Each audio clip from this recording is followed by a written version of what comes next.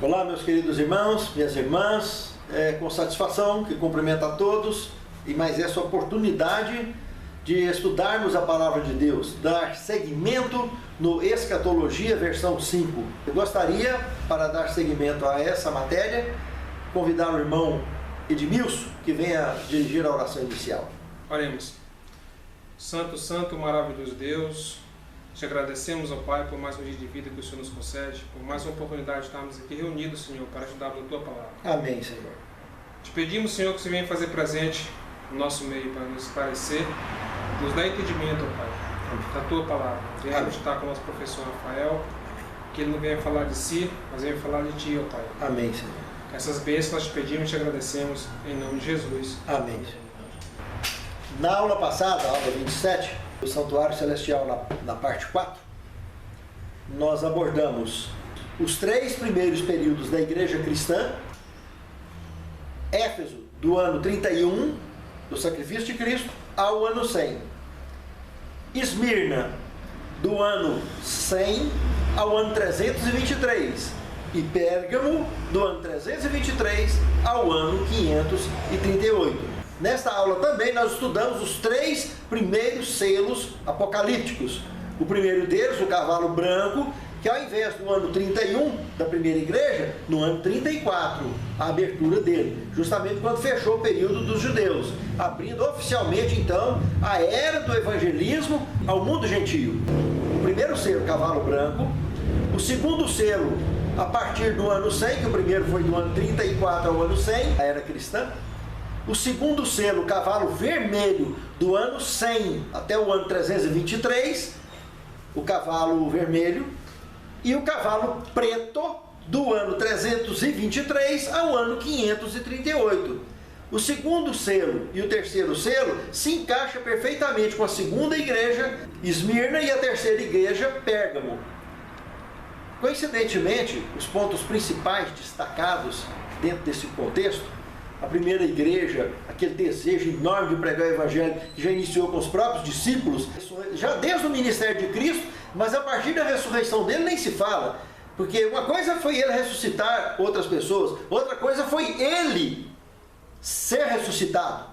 O seu pai o ressuscitou. O anjo Gabriel só chegou e chamou. Jesus levanta, seu pai te chama, e pronto. O segundo selo e a segunda igreja, ao período de Esmirna, com o cavalo vermelho, do ano 100 ao ano 323, o Império Romano assume a perseguição que até no ano 100 a própria igreja judaica perseguiu os cristãos. E do ano 100 ao ano 323, o Império Romano acampou em cima, assumindo essa responsabilidade terrorista contra os cristãos. Do ano 323, de cara, a mudança da lei de Deus, consumada na união de Estado e Igreja que iniciou do Império Romano com a Igreja Cristã. Líderes cansados, perseguidos, etc., enfraqueceram do ponto de vista doutrinário, do ponto de vista bíblico, e acabaram entrando num monte de apostasia e fazendo um monte de alianças inadmissíveis para o contexto bíblico, na ótica do contexto bíblico. Nem se fala então na vontade de Deus. Tanto que o cavalo negro, o cavalo preto, a característica representando a apostasia da igreja do ano 323, então, até o ano 538, aonde abriu o cenário para a próxima igreja, que é Tiatira, que nós estaremos estudando em seguida.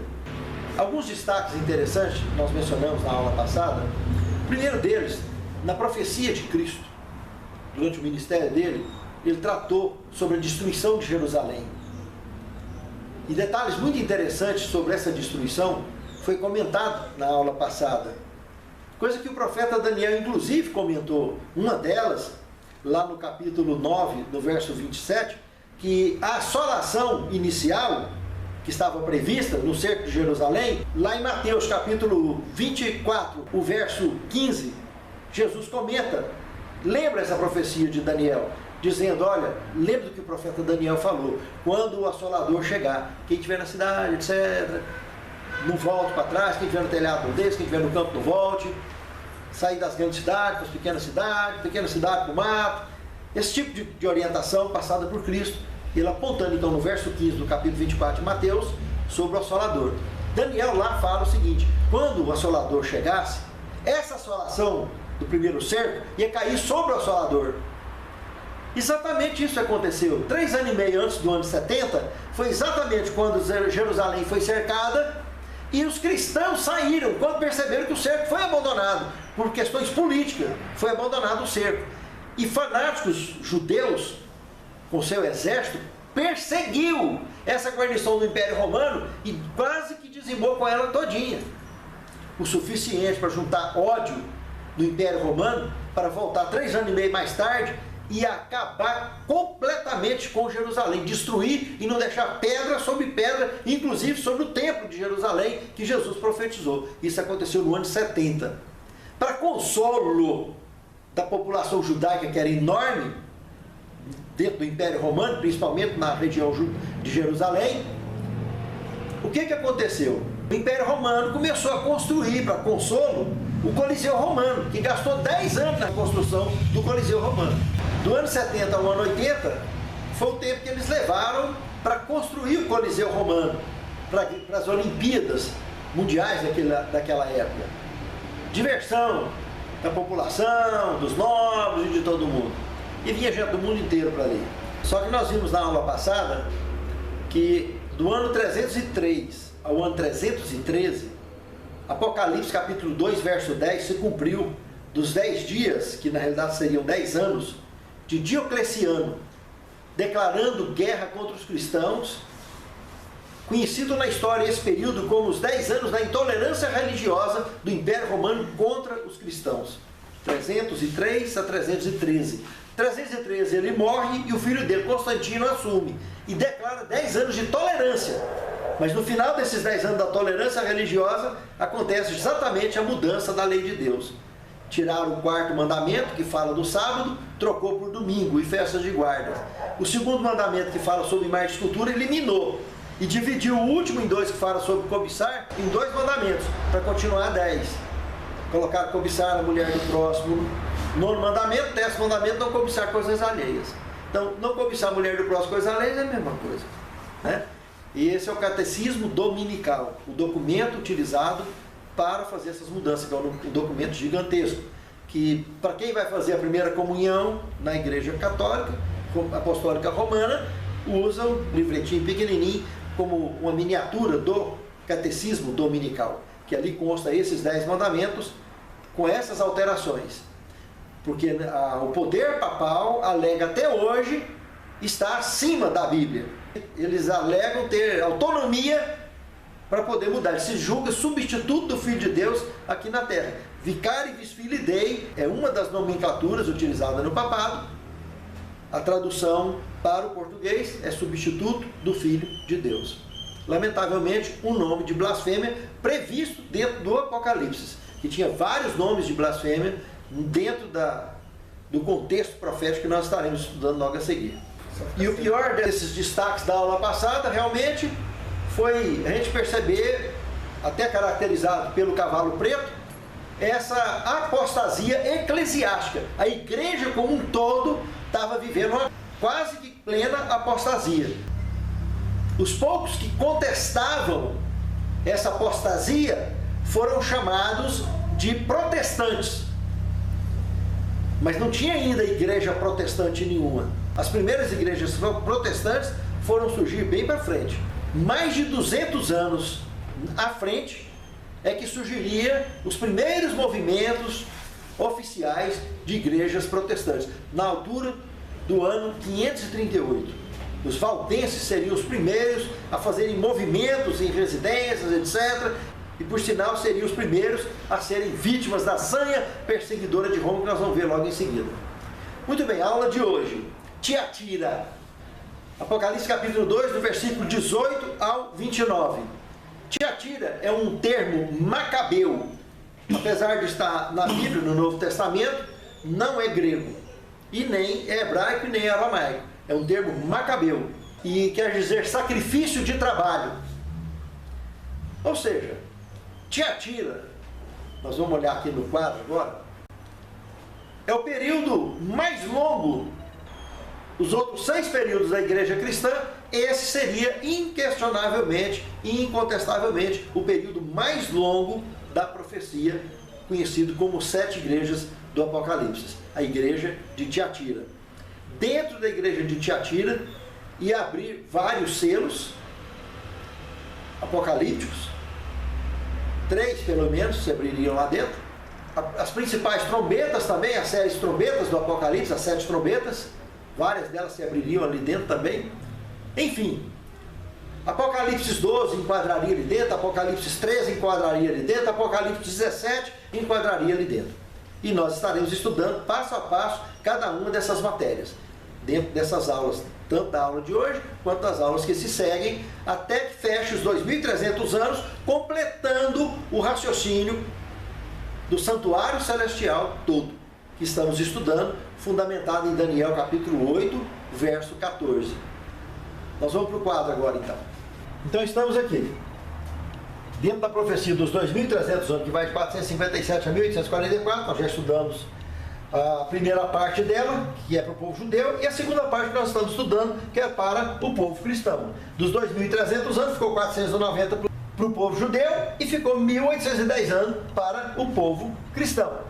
Aí nós já estudamos a igreja de Éfeso, que começou no ano 31, foi até o ano 100, Esmirna, que vai até o ano 323, e Pérgamo até o ano 538. Por sua vez, o primeiro selo também, que vai do ano 34, como eu disse, até o ano 100, segundo selo até o ano 323, e o terceiro selo até o ano 538. As trombetas apocalípticas, que nós vamos estar estudando em aulas futuras, a primeira delas abriu aqui dentro do segundo selo, desse período.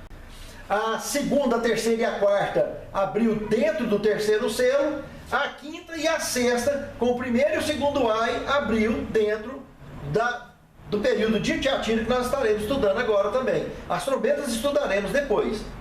Agora, voltando aqui para o movimento de Tiatira, que começa então no ano 538 e vai até o ano de 1798.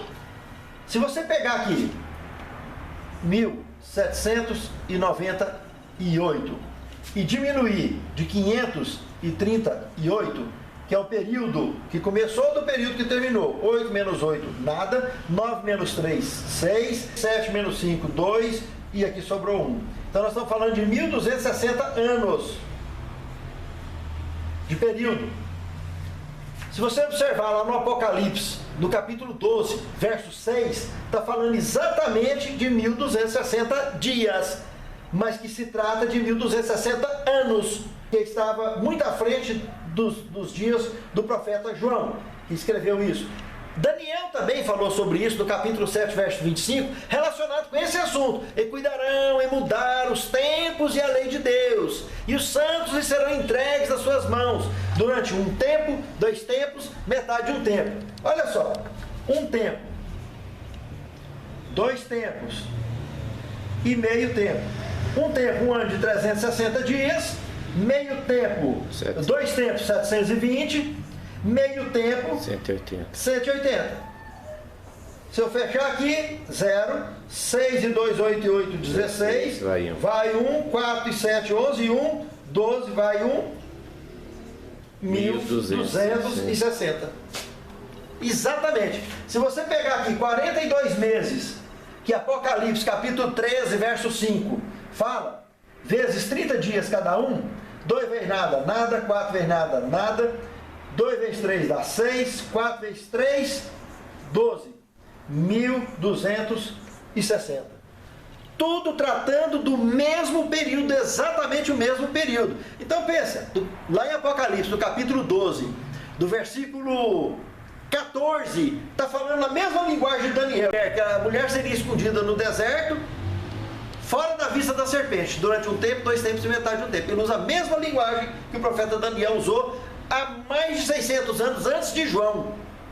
E no entanto, todo o contexto de Apocalipse 12, que nós vamos estar estudando agora mesmo, é o mesmo contexto de Daniel 7:25, que está falando da mudança da lei de Deus, que gerou o protestantismo e a perseguição de um tempo, 2 tempos, metade de um tempo, que é os 1260 anos, do ano 538 ao ano de 1798. 1798 menos 538, 1260 anos de perseguição, aonde nós estaremos agora observando os detalhes que a profecia apresenta sobre isso. Vamos abrir as nossas Bíblias no capítulo 12 de Apocalipse e passar a régua para encaixar esse primeiro contexto inserido dentro da igreja de Tiatira, onde também foram abertos 3 selos que nós comentamos. Apocalipse capítulo 12, então. Então vamos lá. No verso 1, fala: vi um grande sinal no céu, uma mulher vestida de sol, tendo a lua debaixo dos seus pés, uma coroa de 12 estrelas sobre a sua cabeça. Seguindo a leitura, no verso 2, ela estava grávida, com dores de parto e ansiava para dar à luz. Verso 3, vi um grande dragão vermelho, que tinha 7 cabeças, 10 chifres e 7 diademas sobre as suas cabeças. E a sua cauda levou após si e lançou 1/3 das estrelas do céu no chão. E quando ele viu que fora lançado na terra, perseguiu a mulher que haveria de dar à luz um filho varão, para que ela lhe tragasse o filho. Mas o filho varão foi arrebatado para Deus e o seu trono, onde há de reger todas as nações com vara de ferro. Vamos comentar até aqui, nós trabalhamos até no verso 5, e o passo a passo. Primeiro, mulher em profecia, nós já estudamos em aulas anteriores, representa o que mesmo? Igreja. Nós temos 2 mulheres no contexto apocalíptico das profecias bíblicas. 2 exemplos eu vou citar só. Apocalipse 12, que é essa que nós estamos estudando, que é a mulher pura. E lá no Apocalipse 17, vai lá e confere, já na abertura, no capítulo 17, verso 1, fala da meretriz. Vi uma grande meretriz, que se assenta sobre muitas águas, com a qual se prostituíam os reis da terra, e os que habitam sobre a face da terra se contaminaram com o vinho da sua prostituição. Então nós estamos falando do capítulo 17, de uma meretriz. Então tem uma mulher pura no Apocalipse e tem uma mulher meretriz. A meretriz nós vamos estudar noutra aula, não dá tempo de estudar hoje. Tem muito assunto que nós temos que estudar dentro do passo a passo dessas aulas que faltam para completar o ciclo do Escatologia versão 5. E estaremos analisando passo a passo todas essas matérias. Voltando para o Apocalipse 12. Então a mulher pura estava grávida e ansiava para dar à luz. Em primeiro lugar, o tanto que os hebreus, do que nós já estudamos até hoje, ralaram na história de sua existência. Eles entravam em apostasia e uma nação vinha, escravizava eles, oprimia eles. Foi luta em cima de luta, mas apostasia em cima de apostasia. Chega nos dias do próprio Cristo, eles rejeitaram o Messias. Eles promoveram o assassinato de Cristo, porque aquilo não foi uma morte legal, foi um assassinato. Testemunha comprada, tudo manipulado. Na cabeça do Império Romano, eles tiveram uma composição justificável para o Império. Pilatos, o governador, teria uma justificativa. Mas Pilatos sabia que era tudo manipulado o que estava acontecendo. Porque a nação judaica, a liderança judaica, odiava a Cristo e os seus seguidores. E tudo que ele ensinava. Então é muito sério esse assunto. A apostasia é a responsável número 1 do sofrimento de qualquer cristão que se diga cristão. Infelizmente, a natureza apostatada, que nós somos propensos a conviver com ela, é o que nos leva a andar em caminhadas, em jornadas tão caras da nossa vida. Justamente porque nós somos mortais. Mas precisamos. O propósito dessas aulas é nos ensinar, ao buscar na Bíblia Sagrada, todos nós, nos alimentarmos, buscar sustento para a nossa fé na Palavra de Deus, justamente para dia após dia sermos vitoriosos. Ontem já ficou para trás, amanhã está muito longe, o importante é agora. E vamos levar a nossa vida dessa forma, que é fundamental para o avanço e o crescimento nosso na graça do Senhor. Então, a mulher querendo dar à luz, mostra o desejo que eles tinham de vir logo um libertador para livrar eles do jugo romano. Só que na realidade, o Messias veio, não foi para livrar do jugo romano, é de algo muito maior. O convite era para liberar do pecado e fazer a gente voltar a fazer parte de uma raça pura de um reino, que está um reino eterno, que é o projeto criou. Mas isso não cabia na cabeça deles e infelizmente não cabe na cabeça de muita gente hoje. Eles estão muito preocupados com tradição religiosa, com religiosidade e muito pouco com Bíblia. A maioria dos pregadores hoje, de tudo quanto é igreja no mundo, infelizmente, está se especializando em sermão de água de batata. Perdeu o gosto pela palavra de Deus. É a coisa mais rara. Eu chamo de mosca branca do olho azul. Você chegar numa igreja hoje e ouvir uma matéria que se chama Bíblia. Sustento, doutrina da palavra. Essa aqui, ó. Essa aqui. A gente ouve muito blá blá blá, muita regrinha, mas o sustento mesmo, comida sólida para os adultos, que Paulo falou, está pouco. E está deixando muita gente morrer de fome, está enfraquecendo muita gente na fé por falta de Bíblia, por falta de palavra sólida, por falta de alimento sólido. Fica dando papinha, para agradar, não quer desagradar, falando do peso da palavra. É coisa pesada isso aí. Mas isso é que enfraquece. Jesus veio para mostrar algo muito maior. E ele foi obrigado a dizer para os apóstolos dele, inclusive, olha, eu queria falar muita coisa para vocês, ensinar muito mais coisa para vocês. Vocês não podem suportar agora. Se para os apóstolos dele ele falou isso, vocês imaginam a liderança que estava levando ele para ser assassinado. E não está diferente hoje. É uma situação muito grave. E é comida sólida que vai nos sustentar e permitir sermos vitoriosos. Romper o que temos que romper como servos e servos do Altíssimo até que Jesus venha nas nuvens dos céus. Então ele veio, essa ansiedade representada no parto de Maria, que literalmente foi extremamente custoso, que até para poder dar à luz, o único lugar que encontrou foi uma manjedoura, uma estrebaria cheia de animais, suja de animais. Foi ali que o Criador do Universo e Salvador nasceu. Exatamente ali, na estrebaria. Foi reconhecido por muitos, mas rejeitado pela maioria. E continua do mesmo jeito hoje. Reconhecido ainda por muitos, mas rejeitado por uma grande maioria. Porque quando aceita ele, a gente aceita a palavra. E não tem vergonha de falar a palavra. Não tem medo de falar a verdade. A verdade está aqui, é para ser pregada, é para ser vivida e é para ser ensinada. Quando fala que ela estava vestida de sol, é exatamente o nascimento de Cristo.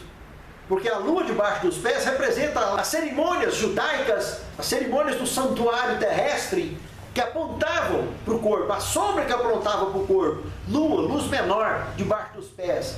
Ele na cruz, cravado na cruz, ele rasga o véu do santuário de cima e embaixo, essa parte da lua foi para os pés. E o sol da justiça de Cristo cobre essa mulher, essa igreja.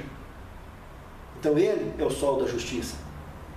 E quando entra lá no dragão, apresenta ele, esse animal mitológico, né, que não tem nada a ver, não existe na fauna mundial, nunca existiu. Isso é apenas uma representação baseada justamente dos pagãos que acreditavam nessas besteiras. Deus usou essa linguagem, que era uma linguagem comum da população da época, daquela cultura, e lamentavelmente tem muito crente acreditando nisso até hoje. Tem muitas religiões por aí que se dizem cristãs que acreditam num bicho desse até hoje, ensinando besteira.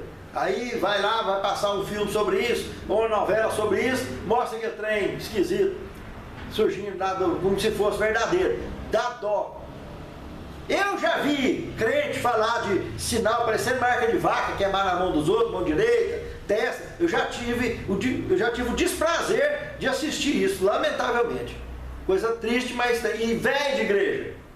O sujeito já nasceu praticamente na igreja. E eu tive o desprazer de assistir uma apresentação bíblica dessa natureza, né? E tem outros que ainda vai mais fundo um pouquinho, que é até mais sutil, né? É chip, que vai colocar na mão direita ou na testa. Chip em qualquer canto que colocar dá certo. Isso é pura besteira que vai colocar chip só na mão que dá certo, ou só na testa. Pura besteira, não tem nada a ver com chip. Nós vamos estar estudando isso aqui e provar que não tem nada a ver com chip. Pode até que você que use chip na mão direita, na testa, mas para enganar bobo. Para trazer o contexto para esse sentido. É lógico, eu não quero saber de chip na minha mão, nem na minha testa, em canto nenhum do meu corpo. Eu não sou bicho para ser chipado.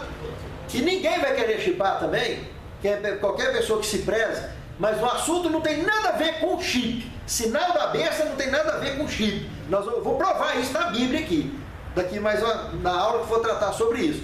É um assunto muito tranquilo dentro da Bíblia, muito claro e incontestável. Não tem quem conteste isso dentro da Bíblia no mundo inteiro.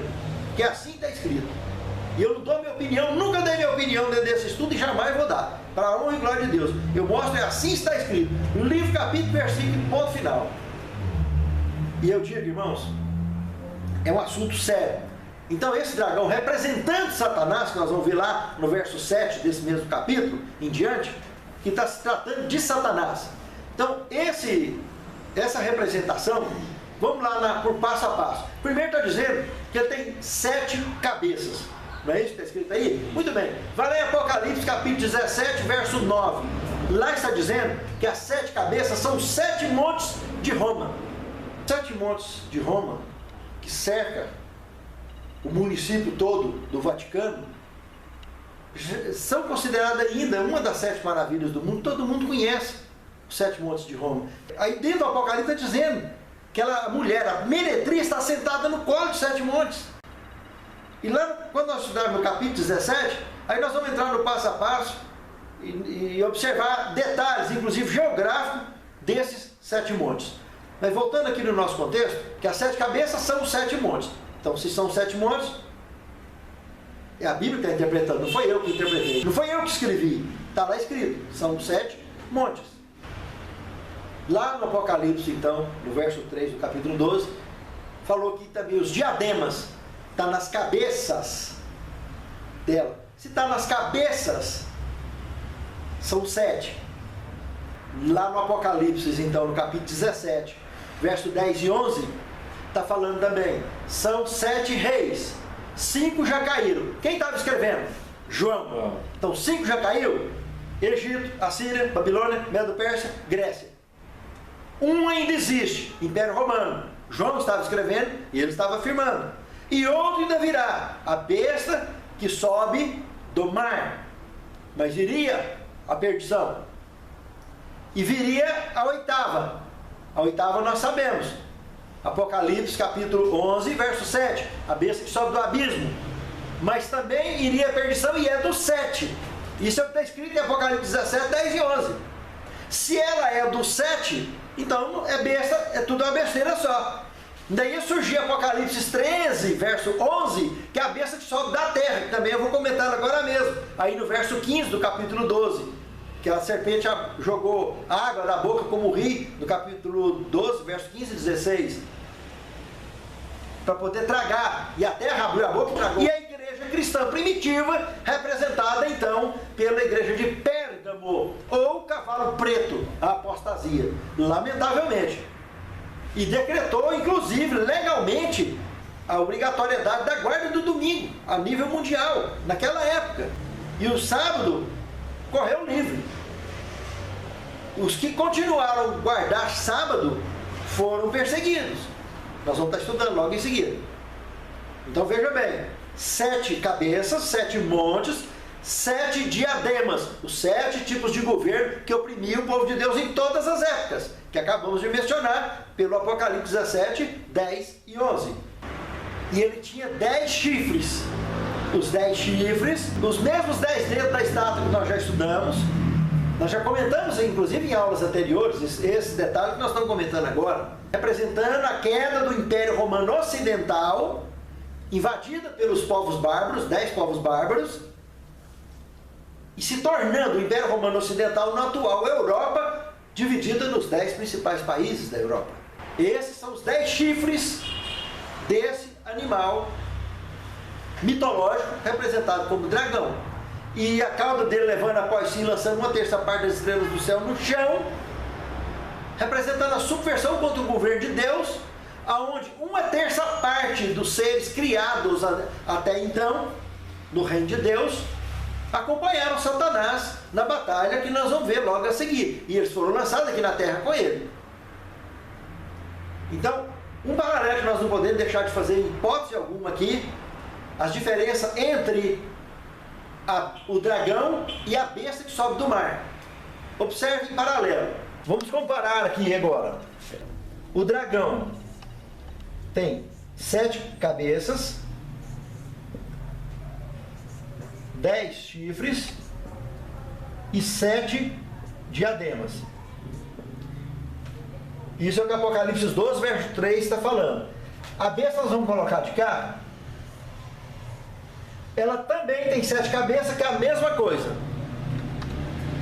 Ela tem 10 chifres, que é a mesma coisa. A diferença dela com o dragão está justamente aqui, ó, nos diademas. Que os diademas da besta são 10. Os 10 chifres tem no dragão e tem na besta, os 7 cabeças tem no dragão e tem na besta. Mas os diademas do dragão são 7 governos, os 7 tipos de governo que oprimiam o povo de Deus em todas as épocas. E os 10 diademas da besta são os 10 reis que governam a Europa. Coisa mais simples. Então veja bem, besta é um animal, dragão é outro animal. O dragão, animais e profecias, Daniel 7,17, formas de governo.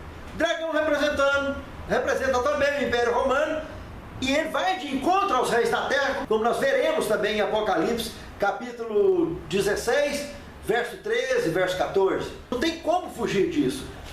E a besta, o governo político e religioso de Roma, que nós vamos estar estudando nas próximas aulas. E são 3 bestas, nós vamos ver, são 3 tipos de governo que existem no planeta Terra. Um eu já adiantei agora. E eu vou provar isso dentro da Bíblia Sagrada em aulas posteriores.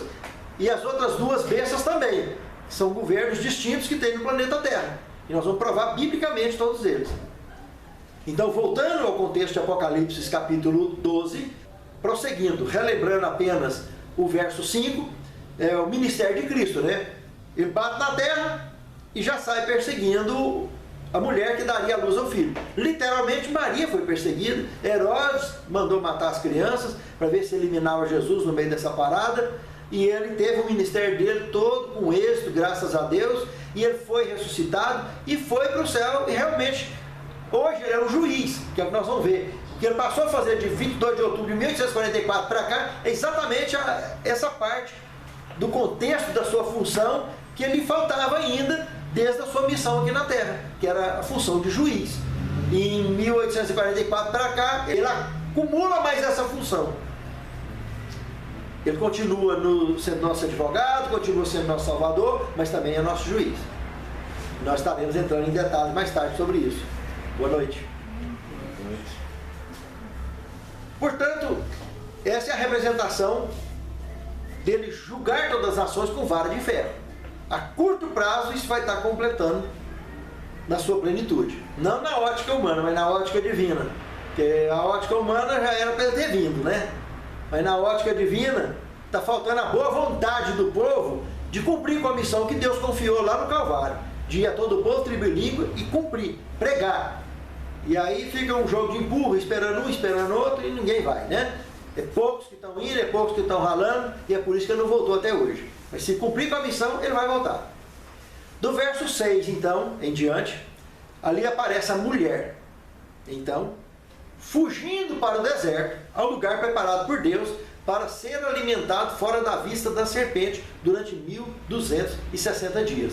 Já vimos aqui no quadro. E esse deserto é fácil de entender. O velho mundo daquela época, Europa, África, Ásia e Austrália.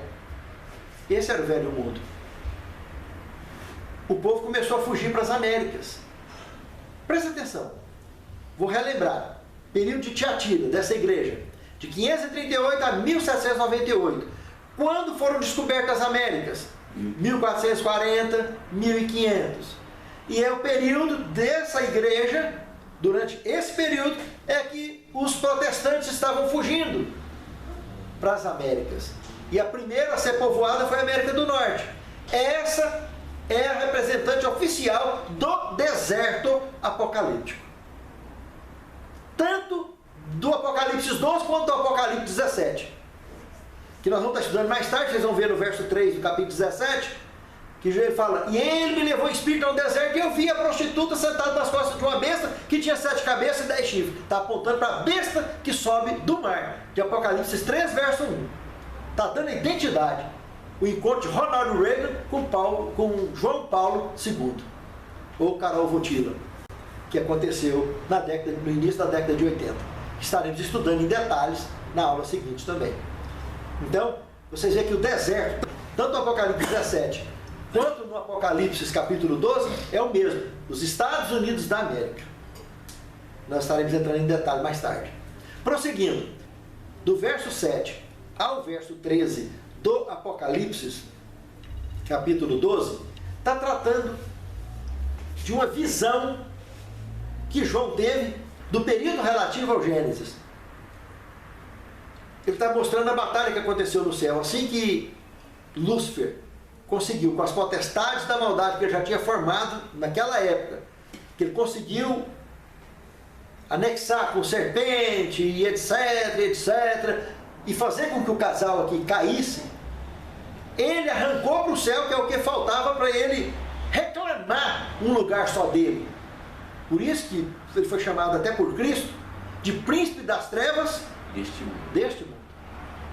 Então, são detalhes que a gente tem que prestar atenção durante a leitura da Bíblia Sagrada. Mas quem é dono do universo é o próprio Deus. Mas o diabo foi para lá reclamar sobre isso e abrir uma batalha, que é o que nós vamos estar estudando aqui agora. Então, olha o que está escrito aí, do verso 7 ao verso 13. Houve batalha no céu. Miguel e os seus anjos batalhavam contra o dragão e os seus anjos, mas não prevaleceram, nem mais o seu lugar se achou nos céus. Foi precipitado o grande dragão, a antiga serpente Satanás. Foi lançado na terra, os seus anjos foram lançados com ele. Ouvi, pois, uma grande voz no céu que dizia: chegada está a salvação, a força e o reino do seu Cristo, porque já o acusador dos nossos irmãos foi derrubado, o qual os acusava de dia e de noite. Eles o venceram pelo sangue do Cordeiro, pela palavra do testemunho que deram, e não amaram suas vidas até a morte. Pelo que alegrais vós, ó céus, que neles habitais, mas ai dos que habitam na terra e no mar, porque o diabo desceu a voz e tem grande ira, sabendo que pouco tempo lhe resta. E quando ele bateu na terra, perseguiu a mulher novamente. É o que vai até no verso 13. Irmãos, se a gente for no passo a passo do que nós acabamos de ler, no que nós acabamos de relatar, aí no capítulo 12, Miguel, arcanjo, príncipe, filho do Altíssimo. Miguel é uma pergunta no hebraico: quem é como nosso Deus? Eu pergunto, sobra para mais alguém a não ser Cristo? Não sobra. Então, só existe um arcanjo no universo: Miguel. Ponto. É o que nós conhecemos no Antigo Testamento por Miguel, em Judas, verso 9, ressuscitando Moisés. Miguel, arcanjo Miguel. E esse que nós estamos acabando de ver aí, que junto com os anjos não rebeldes, combateram Satanás e lançou Satanás com 1/3 parte dos seres rebeldes aqui na terra, que aí no verso 12 está falando: e ai dos que habitam na terra e no mar, porque o diabo desceu a voz, tem grande ira, sabendo que pouco tempo lhe resta. E nós já estudamos em aulas anteriores de seres que moram debaixo da terra, debaixo do mar, inclusive lá em Filipenses 2:10, quando fala que ao nome de Jesus dobre os joelhos todos aqueles que moram em cima da terra, debaixo da terra. Aí nós estamos vendo agora em Apocalipse 12:12, debaixo do mar. Então, se dobra o joelho, são pessoas que reverenciam a Cristo e o nome de Cristo. Então tem gente boa lá embaixo também. Tem lá debaixo das águas, tem debaixo das terras, intraterrenos. São pessoas dignas, que buscam adorar como eu e você buscamos adorar em espírito e em verdade. Só que por eles terem uma cultura bem mais avançada, ter um conhecimento tecnológico muito superior ao nosso, nós não temos esse contato dimensional, cara a cara. Eles conseguem estar em situações de forma tecnológica, eles conseguem viajar, circular, sem ser percebido por nós. Então isso é a realidade. O documentário que nós vivemos, do que tem, dos relatos de contatos com esse tipo de gente, que nós já comentamos muito em aulas anteriores, e possivelmente estaremos comentando mais adiante alguma coisa mais sobre isso também, mas é algo que não adianta contestar. Os governos querem esconder essas coisas, as religiões querem esconder isso do povo, não quer que as pessoas conheçam isso, como se isso não fosse muito importante. Mas quando fala em criação, nós temos que falar com o universo, porque basta olhar para o céu e ver como que está o céu, o tanto de estrela, o tanto de galáxias, milhares, miríades de galáxias. E a Via Láctea é só uma, pequenininha no meio desse tanto de galáxias que tem por aí afora. E é uma pequenininha que nem aqui dentro a gente não dá conta de circular. Coisa mais incrível, né? Mas está aí. É um assunto sério, está aí relatado, está aí no Apocalipse. Alegrai-vos, vós, ó céus, plural, que neles habitais. Porque ficou livre do diabo. Falando que mora ali. Aí está falando que mora lá, é um universo habitado, não foi eu que escrevi. Não adianta encrencar. Está aí, está escrito. Agora, vai encrencar para quê? Se está escrito na Bíblia e não foi eu que escrevi. Então está aí, precisa prestar atenção nesses detalhes, porque a hora que junta esse quebra-cabeça, é um assunto sério. Nós já estudamos isso em aulas bem lá para trás, ainda estudando sobre o Gênesis lá. É muito sério esse assunto. Quem não assistiu ainda a escatologia na ordem certinha, e pega desde o início, aula 1, aula 2, porque se pegar aqui da onde a gente está para frente, pode ficar bem perdido, sem entender o encaixe do quebra-cabeça do que nós estamos estudando na Palavra de Deus, que é muito sério. Então é bom pegar, assistir tudo em ordem. Faça isso para você ter uma... E pega a Bíblia. E quem quiser interagir comigo, tem o meu canal, tem meu WhatsApp, está embaixo na tela, o WhatsApp 981336615. E tem meu e-mail também, professorrafaeldinizcaetano@gmail.com. Então, qualquer documento que precisar de compartilhar, eu compartilho e troco ideia e pronto. Está aí, é um prazer servir. Sou um servo de Deus, faço um trabalho voluntário. Meu canal não é monetizado, porque o que Deus me deu de graça é de graça que eu ensino. Eu não cobro para pregar, eu não cobro para ensinar, nunca cobrei. Tudo que eu fiz foi pela graça de Deus até hoje e continuarei pela graça de Deus enquanto eu viver. Meus irmãos, do verso 14 é apenas uma repetição do verso 6 do Apocalipse 12, apenas mudando de linguagem, usando a linguagem de Daniel. Em vez de trabalhar com 1260 dias, ele usa a linguagem de Daniel, um tempo, 2 tempos, metade de um tempo, que é os mesmos 1260 dias. Um ano de 360, 2, 720, então, e meio tempo, 180, somando tudo dá 1260 também, que é esse período de Tiatira, de 538 a 1798. Quando a gente entra no verso 16 e o 17, aí o bicho pega. Aí está dizendo que a serpente lançou água da sua boca como um rio para fazer arrebatar a mulher, para tentar destruir a mulher. Ou seja, a perseguição que estava acontecendo da supremacia papal, que iniciou em 538 da era cristã, né? E durou 1260 anos, iniciando pela matança dos valdenses no noroeste da Itália em 538, e se estendeu pelo mundo todo, até aqui no Brasil, na cidade aqui de Goiás Velho, teve perseguição, teve matança, aqui no Brasil. Aquele negócio dos...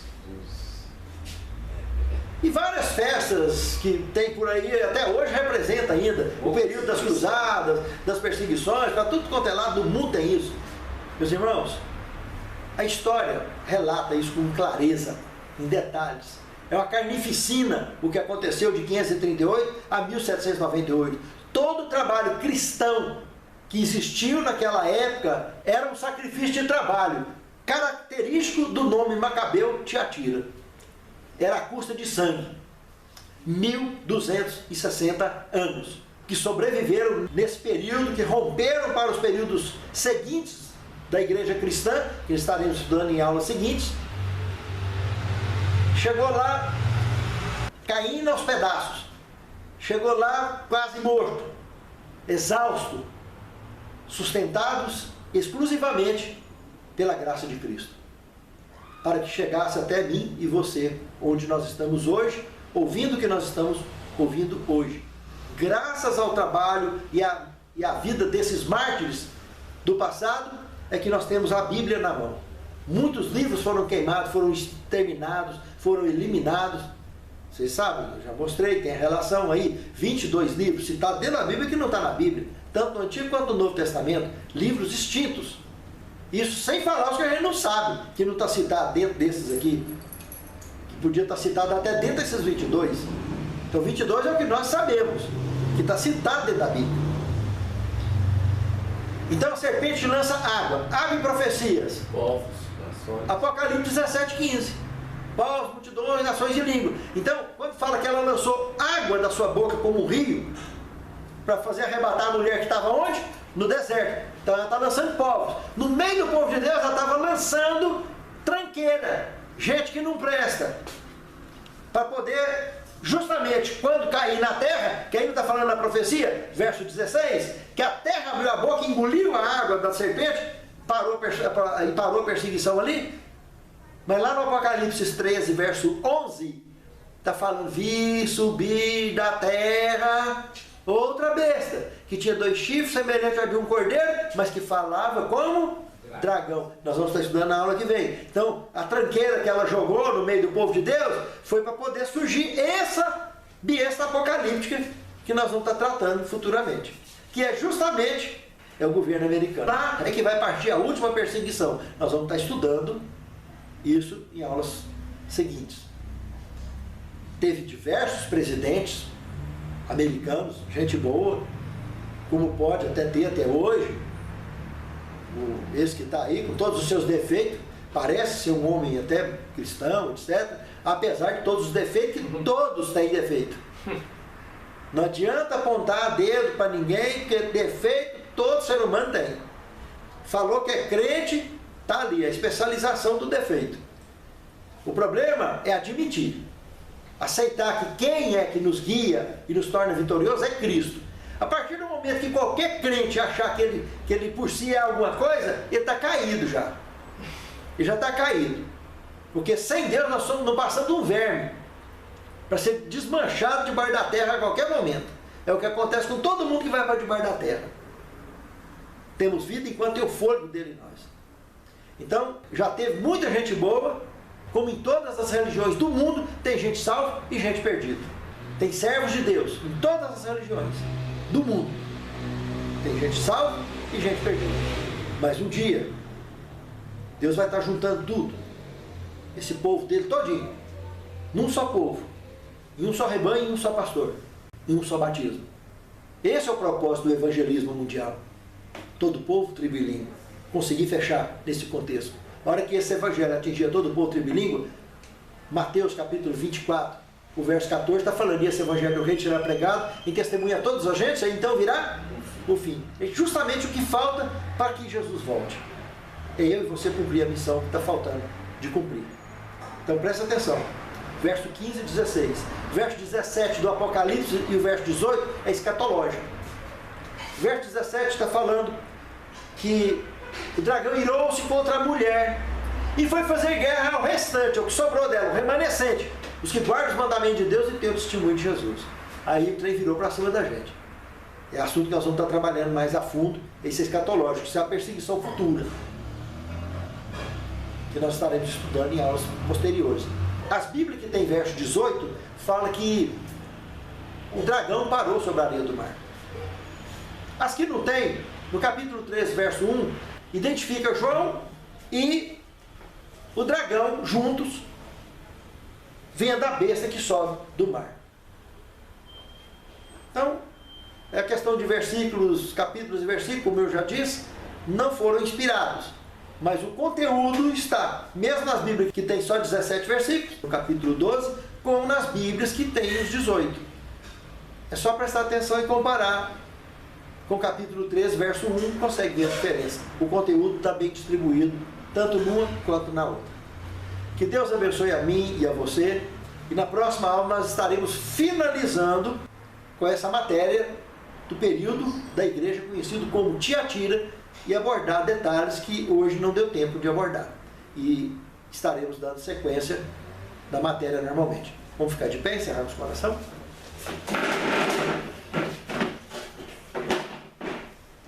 Santo Deus, muito obrigado pelo conhecimento revelado na Tua palavra e trazido até os nossos corações. Amém, Senhor. Capacita-nos, Senhor, a entendermos e principalmente a termos condições de viver e de ensinar os Teus ensinos. Amém, Senhor. Perdoa nossos pecados e faltas, de nossos lares representados e de todo o Teu povo que habita sobre a faixa do conflito. E capacita-nos, Senhor, a cumprir com a missão que Tu nos tens confiado. É o que te suplicamos, agradecidos, em nome de Jesus. Amém.